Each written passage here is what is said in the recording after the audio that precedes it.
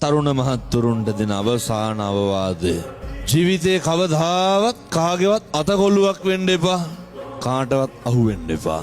කාටවත් රැවටෙන්න එපා. කිසි කෙනෙක් ඉස්සරහ ලැජ්ජාවටපත් වෙන්න එපා. කාගේවත් ඉස්සරහ ජෝක් එකක් වෙන්න එපා. කාගේවත් ඉස්සරහ හැල්ලු වෙන්න එපා. කාටවත් මාත්‍රිකා කතන්දර හදන්න ඉඩ තියන්න එපා. කිසි කෙනෙක් කැමති නෑ සත්පුරුෂ දරුවනේ අපිට හරියනවට. හැම කෙනෙක්ම කැමති අපිට වරදිනවට. ලෝකයක් බලාගෙන ඉන්නේ ඕක කුඩුකාරයා ගංජාකාරයා බේබද්ද කියලා ලේබල් ගහන්න.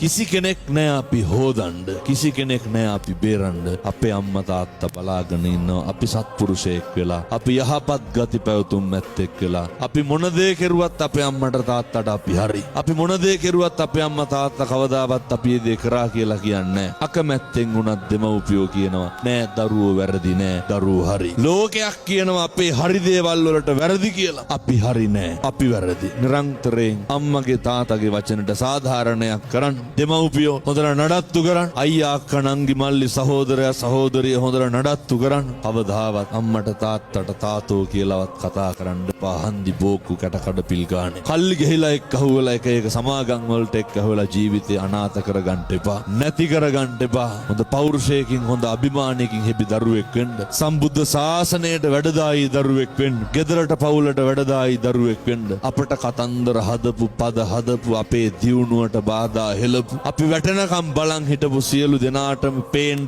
නෙමෙයි Tamanට දැනෙන්න පුළුවන් විදිහට දියුණු වෙන්න. කාටවත් පාඩම් උගන්වන්න අපි නැගිටලා වැඩක් නැහැ. කාටවත් පාඩම් උගන්වන්න අපි දියුණු වෙලා වැඩක් නැහැ. කාටවත් පේන්න අපි දියුණු වෙලා තේරුමක් නැහැ. අපිට පුළුවන් වෙන්න ඕනේ. මට පුළුවන් කියලා හිතන මට්ටමට දියුණු වෙන්න.